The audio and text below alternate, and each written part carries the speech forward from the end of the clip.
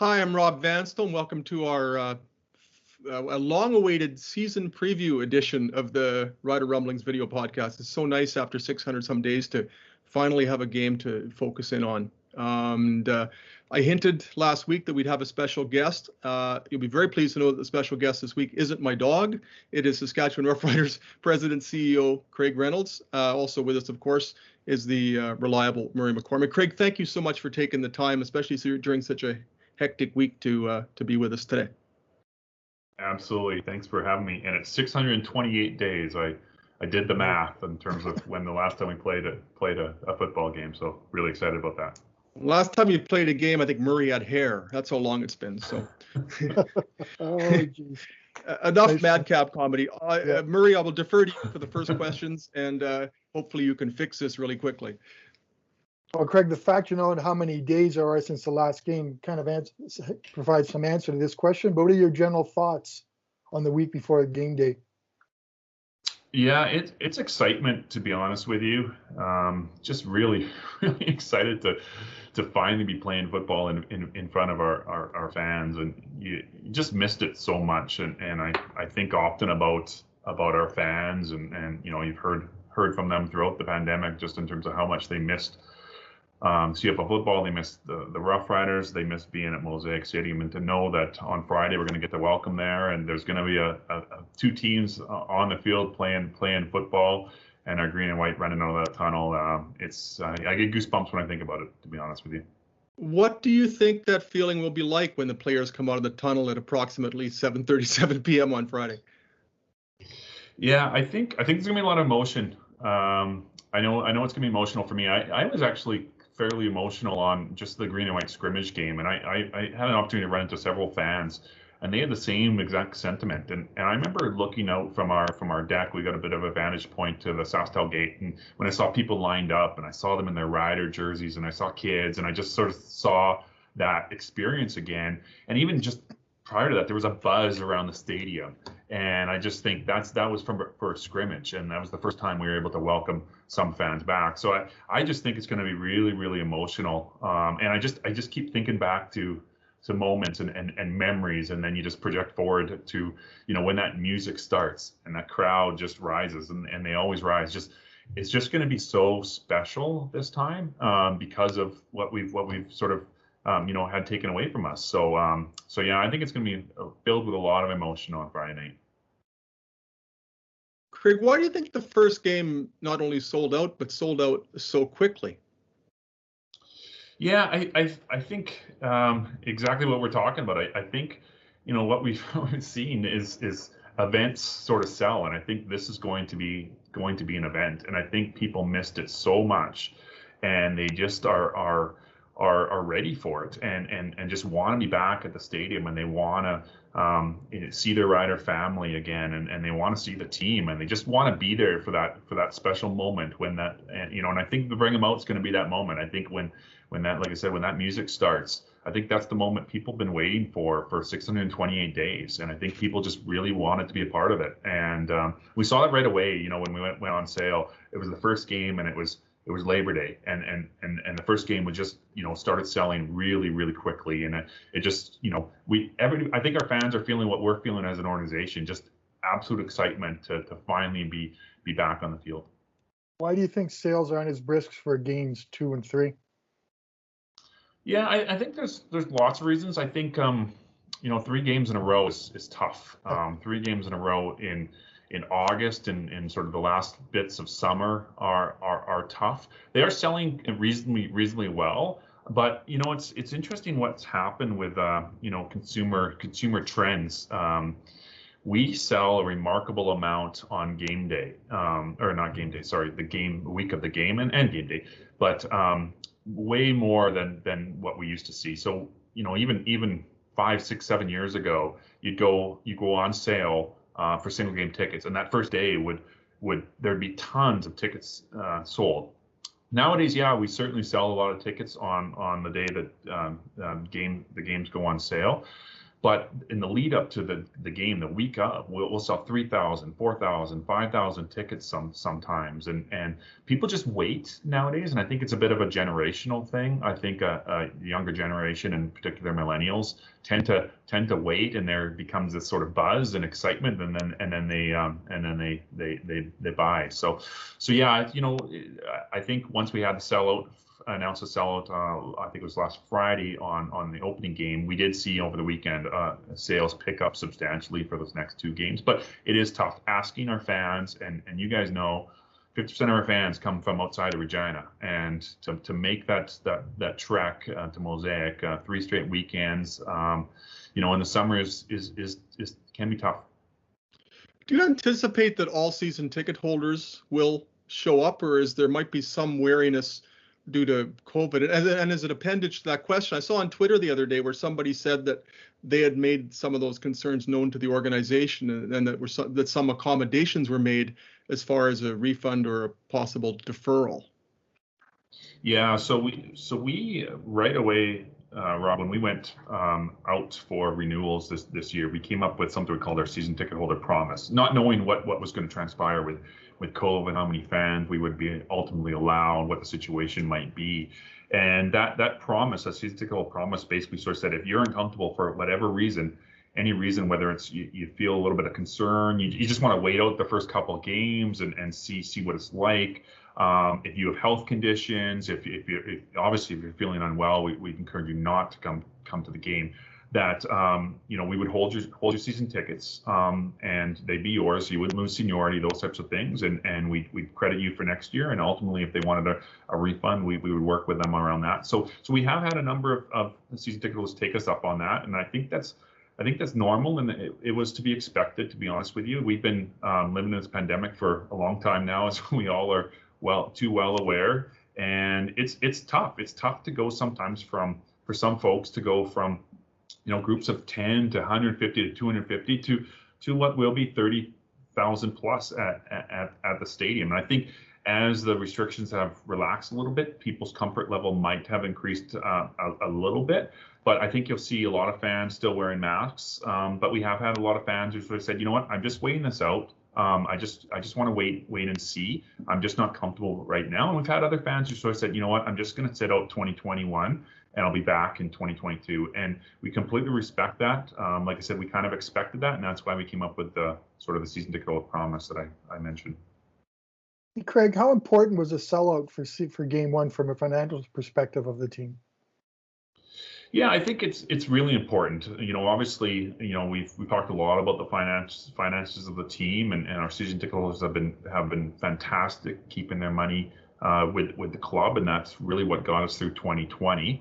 But the reality is, with out capacity restrictions and a large season ticket base of about 22,000, those additional game day sales that we've been able to get are actual cash flow into the club, because the reality is the season ticket holder money was received for the most part in 2020 or in the lead up to 2020. And unfortunately, just to get through the pandemic has largely been spent. So the season ticket, or the single game ticket money rather, is cash flow. And right now, cash flow is really, really important to us, because obviously when you put on a game, that's when your expenditures really, really start in earnest. And obviously you got to pay the players, but you got all the game day production and costs that come with putting on a game. So really important, Murray. Is that buying you some? Sorry, Murray. I mean, you said at some point that you might have to dig into the $7.6 million contingency fund. Has that infusion of cash kind of put off the necessity, or just perhaps eliminated the necessity of having to do that? Yeah, it won't eliminate it, but it is delaying it. So when we get, obviously good game day sales, which we did for the first game, and we're seeing increased sales for the next two games. Obviously Labor Day is really close to a sellout. So that cash flow just helps, right? It helps to pay for more of a greater percentage of the game day costs we're incurring. But the reality is, as you're incurring the game day costs, and again, with the majority of our ticket base, us having already received that cash, we will start to dip into those savings funds, but it's just delayed it a little bit. So previously where we thought it was maybe early September, and now it might be pushed out until late September, early October. And so the longer we can do that, obviously, the better it is for the organization. Sorry, I'm on mute. Craig, you said it was going to take 2 or 3 years to recover from COVID-19 and those things. Has that position changed at all, or that's still going to be the projection? No, it still is, because the reality is, as great as it is to have a full crowd and a full stadium, we did lose 3 games, and so obviously we'll be crediting our season ticket holders for those 3 games. So obviously that will carry on over into 2022, and so therefore 2022 will be impacted from a cash flow perspective, really from what happened in 2020. So it's really 3 years on that we'll be feeling that impact. So we'll be likely be out of that by 2023, but next year we'll have some impacts as well, unfortunately. Is a wild card in the equation a possible support from the provincial government, or are you factoring in sort of an anticipated infusion of revenue from that source? No, we certainly aren't factoring that in, but we have kept the province up to date with our financial situation, and we've had some discussions with them. Obviously that is one potential source of funding, because the reality is we still have a funding shortfall, and so we've really been forced to look at all options, and that includes commercial debt. We're looking at the options that were available. So there were some programs through COVID that one of them is the highly affected sector credit program, and so we've done some work there in terms of potentially taking on some debt to see us through that. Obviously, we launched our Believers Wall campaign, which was a fundraising exercise with our fans who have been so fantastic for us through this. There's been great corporate support. NextGen came on right away as the corporate sponsor of that program. But yeah, we've had some discussions with the provincial government, because at the end of the day, being a community-owned team, when you have a funding shortfall, there's only limited options available to you. Are you optimistic that you will get that, considering that a precedent has been set, at least arguably, because they helped out the 5 Saskatchewan-based WHL teams plus the Saskatchewan Junior Hockey League, and those are predominantly community-owned teams, as are you. Yeah, and I think that's some of the discussions we've had, is just explaining to the government our situation and really the steps that we've done to try to manage this crisis the best we can. And we've talked a lot about that, especially around the AGM, around just in terms of cost savings and really eliminating discretionary spend, the resourcing adjustments that we've made and continued into 2020, to be honest with you. Or into 2021, pardon me. It's just a bit about articulating what we've done and why we're in the situation we are. But certainly there has been some level of precedent there, and like you mentioned, Rob, a lot of those are in the same situation we are. Lost a season, community-owned team, and limited options. I was muted. Rob, you were asking this question about the team's stance on vaccination. Okay. Your stance, and maybe this is more of a government stance than a team stance, but there's obviously different philosophies in Saskatchewan and Manitoba regarding whether fans should be, whether there should be proof of vaccination for fans to enter the stadium. Why is the philosophy here different from that in Winnipeg or in Manitoba? Yeah, a couple of reasons, and obviously. We've heard from our fans on both sides of this issue, as you do with most things in Rider Nation. So therein lies a bit of a challenge for sure. And let me just start by saying, I understand and respect both sides of the argument. Obviously, we've been encouraging folks to get vaccinated. That's the path out of this pandemic. We've been fairly vocal about encouraging people to get vaccinated. There will be a vaccination clinic outside the Mosaic on Friday night, so we hope others take the opportunity to get vaccinated there. But I think when you sort of start down this road from the pandemic perspective, we had to make some decisions early on in terms of how we're going to approach things, just in general, in terms of how we're going to manage the organization through the pandemic.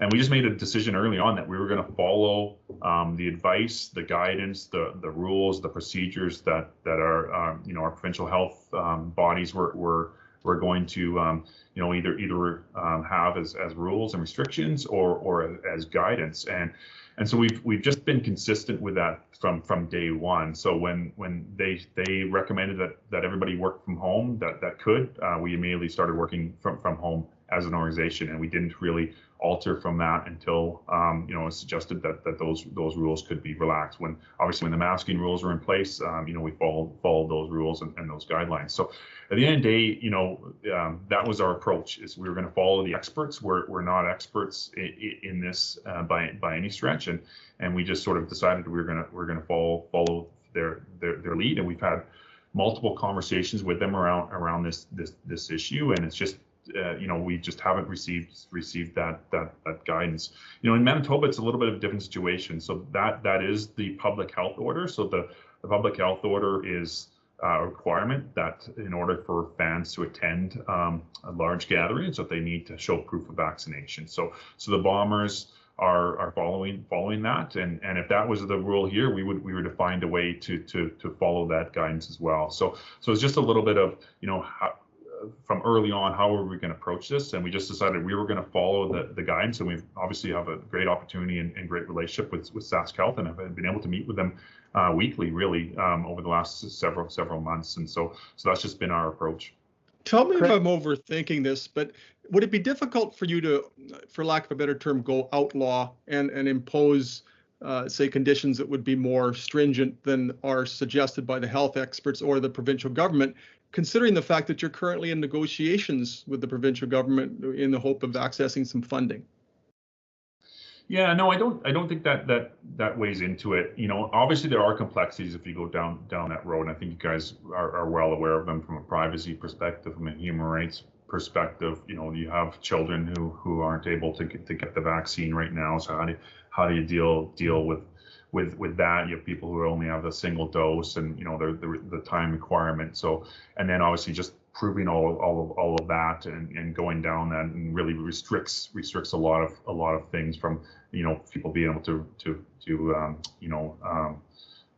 distribute their tickets or somebody else come to the game. So anyways, there's a lot to it. But again, we would have found a way had that been the guidance. But like I said, you just have to sort of determine how are you going to handle this pandemic. And again, not being experts, we just sort of said we're going to rely on experts, and that's what we've done. We've done that with the CFL medical plan as well. We've relied on the experts to guide that, and I think that's what you're seeing across the country, to be honest with you. The teams are following health guidance, and in some provinces, there's restricted capacity and requirements to wear masks, and I think that's what you'll see at the games. Other provinces like ours in Alberta, you see restrictions that are a little bit different, and the teams are generally following those guidelines.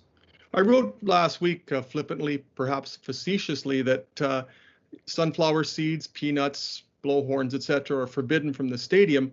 You can't take those in, but you can bring in, theoretically, COVID-19. Is there a contradiction there? Yeah, I guess you could look at it that way. The way we looked at it, and again, working with the health authorities, is so understanding the restrictions as they are. What are some things that could help to reduce risk of transmission, and so that's what we really worked with them on. So sunflower seeds, as much as it sort of seems like a trivial type thing, there's a lot of things that we've been told not to do through this pandemic that are involved in that. Obviously blowhorns as well. You're in an outdoor stadium, which helps from a health and safety perspective from the get-go, but when you're sort of blowing into a horn, you're introducing risk to the equation. So that's really just how we approach that, is so knowing what the health restrictions are or aren't in certain cases. How do we continue to reduce risk of some things that just are easy to do and are just, again, reducing risk. Mark, sorry for hogging the My turn? questions. Okay, so that's right. Hey, Craig, the league conducted over 6,000 COVID tests, only came back with 10 positives, a couple of some false positives. So why do you think that number was so low, and how encouraged are you by seeing those numbers? Yeah, very encouraged. Obviously, that is the big risk to the season is having COVID enter into our locker room. So the reason why is I think the health and medical plan, and we heard that from when we talked to the NFL and worked with the other major sports leagues in terms of designing our health and safety plan, our medical plan. They said consistently teams that followed the rules and followed the medical plan did not have issues with COVID because the rules worked. And I think that's what you saw with the testing. Most of those cases were caught before the individuals actually traveled to Canada or to the teams, as the case may be. And so the quarantine at home, obviously the quarantine during training camp, and the rules and the procedures that are in place are doing a really good job of keeping COVID out of our locker rooms. Why do you think it is, Craig? I mean, this is probably a more complex question than time allows for, but in the NFL, they've introduced a tiered system that makes it pretty challenging for players to live day-to-day lives if they aren't vaccinated. That hasn't been the stance in the CFL. It might be a players' association issue. I'm not sure. Brendan Labatt pointed to the restrictions and cited the lack of a two-tier system as at least contributing to his decision. Why do you think it's different, but just fundamentally in the NFL as opposed to the CFL with regard to the attitude toward vaccinated players? Yeah, I think there's lots of reasons probably for that, Rob. I think from the CFL's perspective, we are working on looking at what are the rules around vaccinated players versus unvaccinated players. So the reality was in terms of making sure we get the season started, we had to and wanted to go with the most restrictive rules we possibly could based on where the health guidance was really across the country. You had to go to, it's sort of lowest common denominator if you want to refer to that, but where the rules were the most restrictive and where in our jurisdictions, the most restrictive rules were in place. And so that's how we designed the medical plan to start the season. As vaccination rates rise and as we understand more and as we have more conversations and dialogue with the NFL, as our medical plan, our medical doctors have an opportunity to talk to provincial health authorities more and more around this issue, we're seeing opportunities to probably have more of a two-tiered system. And so, but the reality is we had to have a set of rules. We had to get the season underway, and we wanted them to be very restrictive so we could start the season. And as Murray mentioned around the testing, we've had some really, really good results. Now it's around, can we be relaxing the rules for vaccinated players versus unvaccinated players? And then how do we do that? And when do we do that? So I think you're going to see more guidance come out on that soon because, again, when it makes sense, when it's prudent, we should be doing that because the rules, as I mentioned, are quite restrictive. Craig, you have the Grey Cup Festival coming up. How do you plan for a Grey Cup in 2022, knowing the Delta variants there? I'm not an expert, but it hears there may be other variants coming. How do you deal with that uncertainty? Yeah, the reality is a lot of wait and see, Murray, if I'm being completely honest. We had done such a great job. We were, I would say, way ahead of the game in terms of our planning for 2020. We have that, right? We know we have an almost fully planned out Grey Cup Festival. And so now it's just a matter of waiting and see around what might have to be changed. And then obviously we need to wait and see what happens in Hamilton and what we can learn from their Grey Cup Festival. What is different about their Grey Cup Festival? What worked about their Grey Cup Festival that we might want to do and change for 2022? So the reality is we just have sort of paused planning right now. We've got a great volunteer host committee.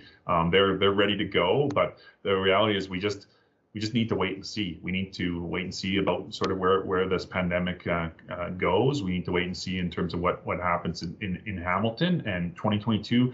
As much as some days I lay awake at night and think it's going to be here before we know it. We also know there's a fair bit of time, and we plan that festival pretty extensively already, so we can pick this up in 2022, and I'm not worried at all about our ability to execute on it.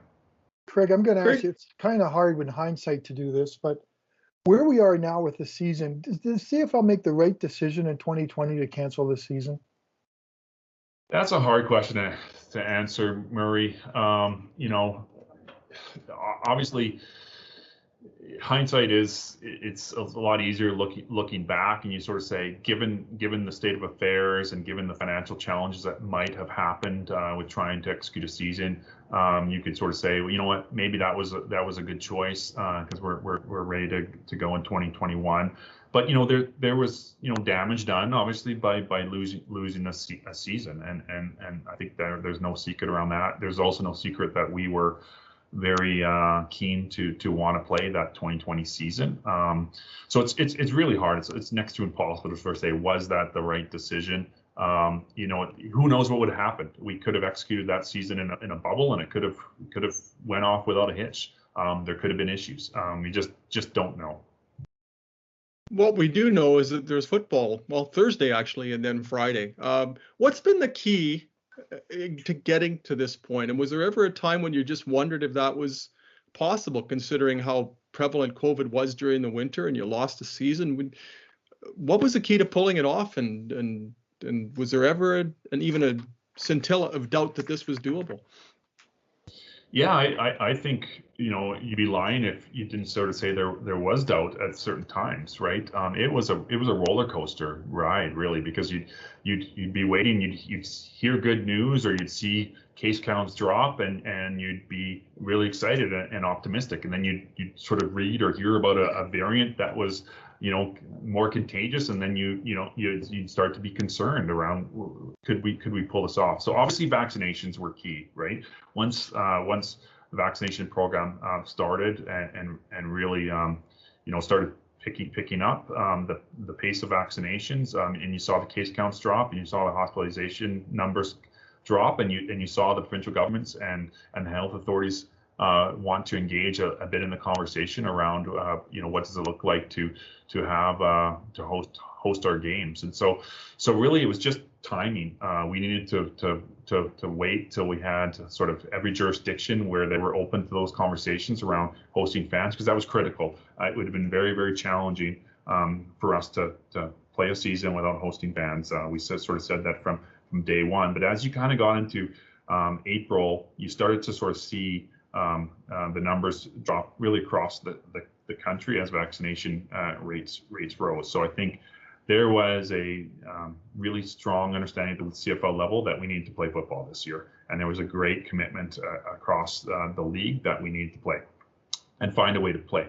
And when the vaccination rates started to rise and case counts started to decline, and we started to hear positive news about potential of hosting fans, I think we all felt pretty comfortable about an August, what turned out to be an August 5th start date, that was realistic, and it turns out it was. And here we are, and it's when we made that announcement, it seemed like a long way away, and then because you had to scramble and every team had to do a tremendous amount of work to get us here, but we're finally here and we're excited about it.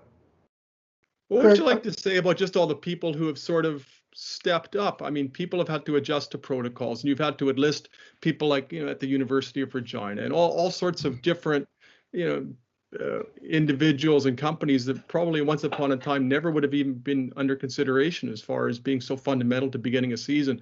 Are there any people or groups who deserve special shout outs for allowing this plan that had no precedent to succeed as terrifically as it has?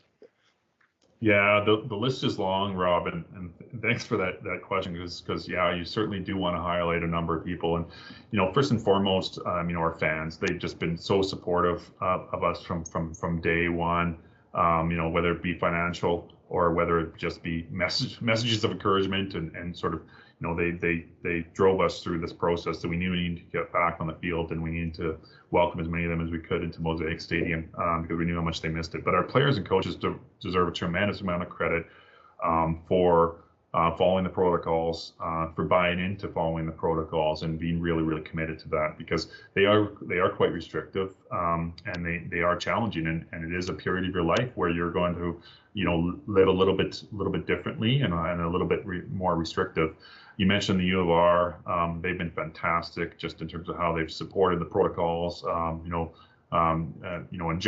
Adjusted, because again, we were unsure as when we were going to start, and a ton of people moved a ton of things and made adjustments for us, so we were able to make this happen. Our testing partner Haztech, they stepped up right away when we needed a local testing partner to do all the COVID-19 testing. Our staff have been tremendous. We're under resourced, but there was just absolute excitement around hosting a game, and our staff just, people are doing things they've never done before and just pitching in areas that they've never done, and are just excited to do what they can to welcome our fans back at Mosaic. So yeah, there's just been a tremendous number of people that have really supportive, and yeah, I could go on and on, but those are some that just come to mind. Craig, one of the new things we've seen is the introduction of NFL-style injury reports. And you've been around the CFL, and you've heard us complain that one of the biggest lies are injury reports.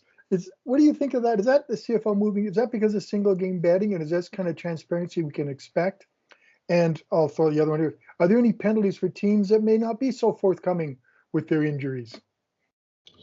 Yeah, I'm really excited about that, Murray. That's been a long time coming, and I'm really glad we did that. And again, that was one of the things that, a lot of the, it was frustrating to lose 2020, for sure. But there were a lot of things as a league we were able, and as an organization, we were able to look at and really address. And this is one of them.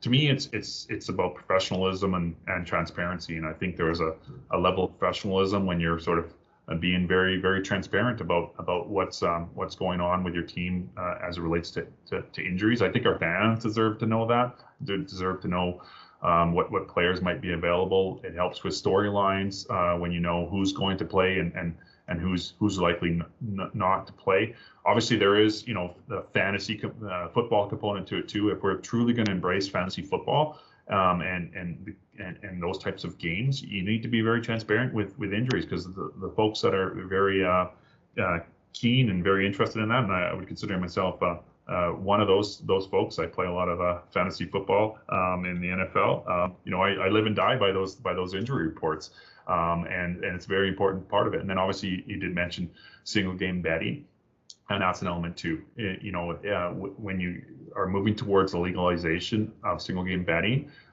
those that are going to engage and bet on a game deserve to know who's likely to play, because it affects lines, it affects whether or not you feel confident about a team, and so that level of transparency is important. And yeah, there's certain rules and regulations around the reporting, and that's more of a CFL question, but yeah, no, there's certainly rules and regulations.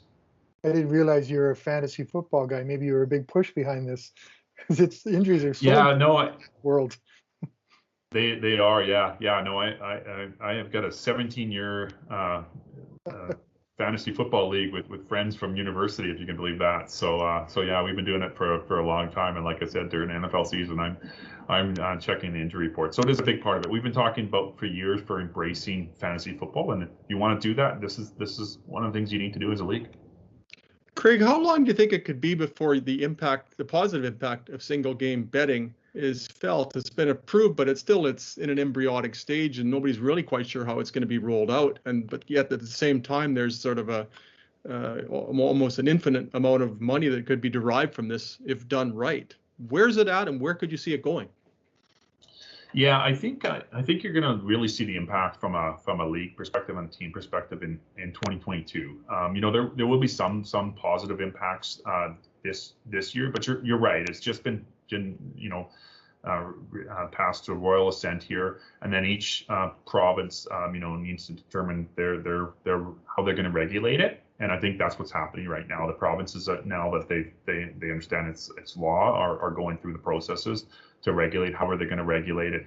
What's their approach? And each province is different. Is one thing we've we've learned. Saskatchewan's going to be different than Ontario, and BC is going to be different than Ontario, and Alberta could be different. So there's a bunch of differences. So I think everybody's just kind of working through that process, and I think you'll see that process carry on for probably the rest of 2021. But I think by 2022, you're going to start to see some impacts to each of the teams in our league. Craig, one of the things that happened prior to the season was 4 guys tore Achilles tendons prior to the season starting. Another guy Tim Williams tore his. There's been another 5 across the league. I don't know, is there any plans by the league to look into why so many 10 guys tore Achilles tendons, or the Rough Riders to look at what happened? Yeah, I think the league and the PA were open and transparent that they were looking into I'll call it pre-training camp injuries during the workout period, and so I would defer to the league around that. But the reality is, we saw this a little bit. As I read an interesting study, you saw this a little bit when the NFL lost. I think it was a lockout year or something. So unfortunately there were some more longer term injuries, and we've just been really unfortunate. We saw Achilles tears obviously in the pre-training camp workouts, and then we had another one during training camp, and we had 2 ACLs as well. Other teams got hit by the injury bug as well, and then other teams had sort of lingering soft tissue issues, and we didn't see a ton of those. So it's hard to know. Did the layoff cause issues? What was the root cause there? It's just really unfortunate that that there were a number of injuries. Start the year off. I've been dying to ask this question. It might be a bit old, but I'm not sure you've been asked for your thoughts on the XFL since the announcement was made that this is no longer, the talks have been dissolved. The Edmonton Elks quite famously sent out a press release or a media release voicing some degree of merriment over the fact that those talks have concluded. What was the Rough Riders organization's sentiments on those talks? Is it a positive thing that they are no longer going on, as Edmonton would seem to think?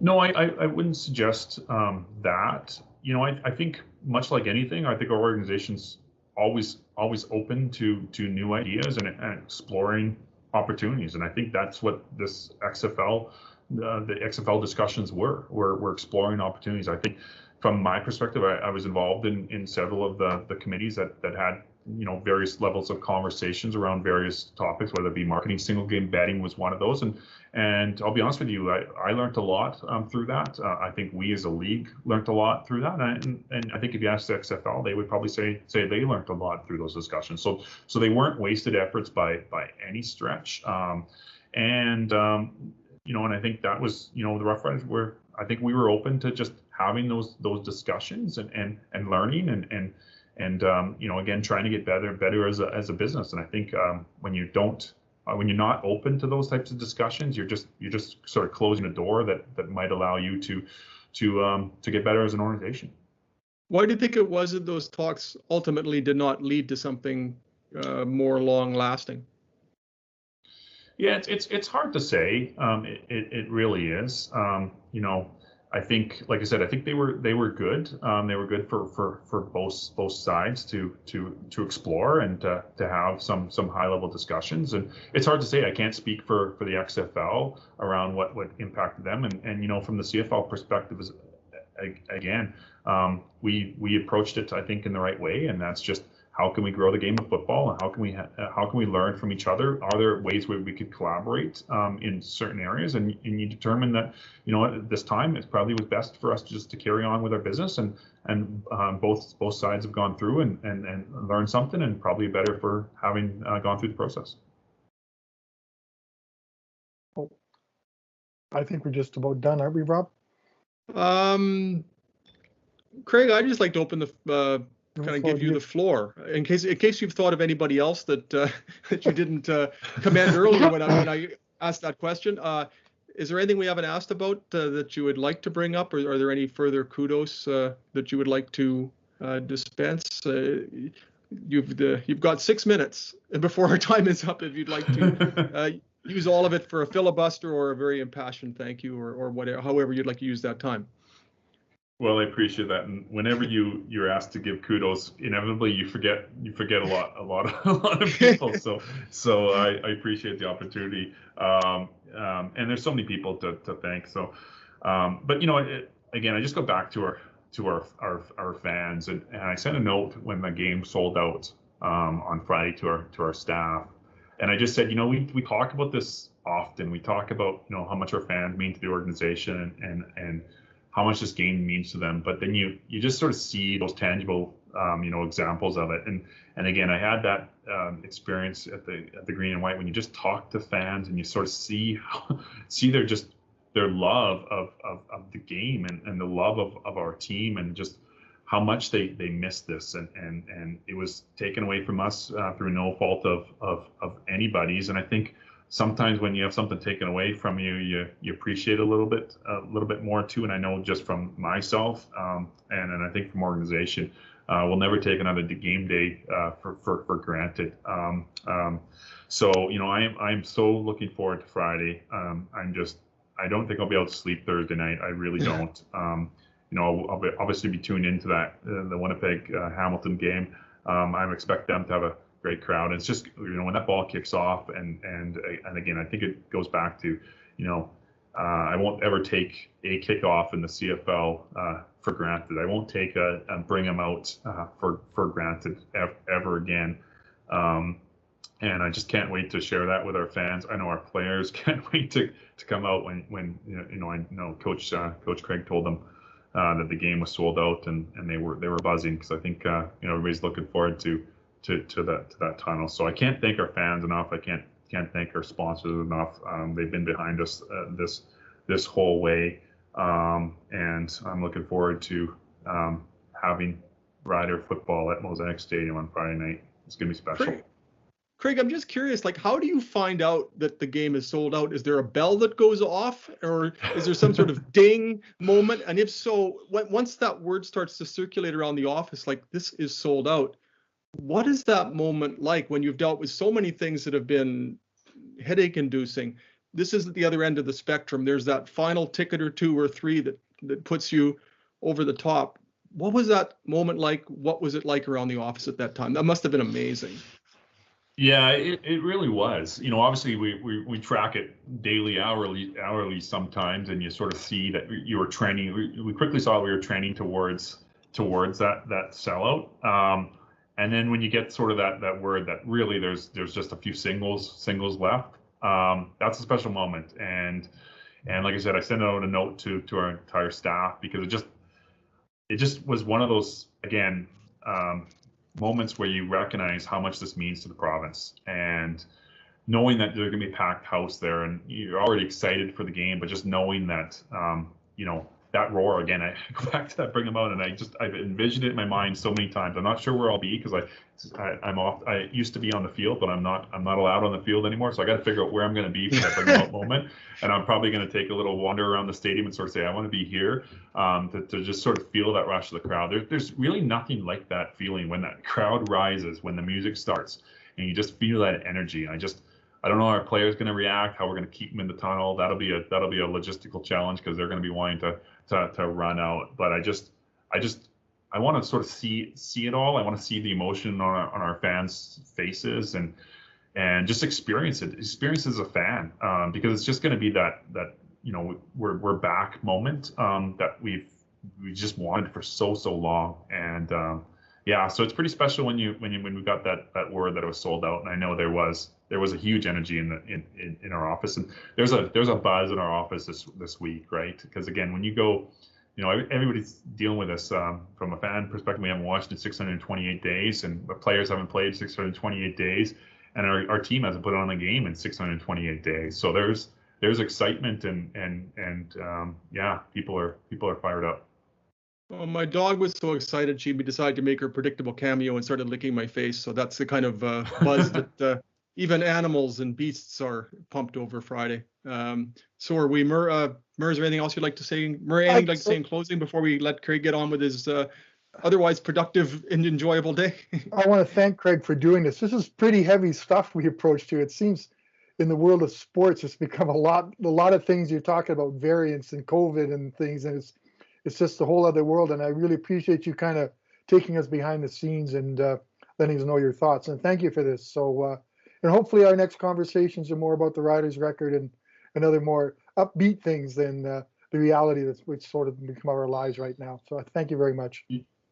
Well, thank you guys. Thanks for having me, and thanks for all you do in terms of covering the team and letting Rider Nation know the comings and goings of the team. And yeah, I'm looking forward to getting that first game, talking about football. It was so exciting when we had training camp, just being able to talk about position battles and just the first time I saw the team out on the field. That was an emotional moment, because we've been talking, like you said, Murray, about variants and health restrictions and protocols and those types of things. So to actually see live football players competing in live football drills was something special. And to actually see a game and sold out Mosaic on Friday is going to be a whole nother level. So thank you guys for the opportunity. I'd like to reiterate those thanks. Thanks so much, Craig. We really appreciate your time and all your courtesy. And we'll do this again next week when the dog is the special guest again. So we can't spoil you this routinely. Craig, thanks again, and best of luck this season. I hope it's enjoyable for all concerned. We got to do our ending. Thanks so much, guys. I can't remember that one. We'll go without it this time. Yeah. Craig Reynolds, Murray McCormick, Candy, I'm Rob. Thanks again. We'll talk to you next week. Take care.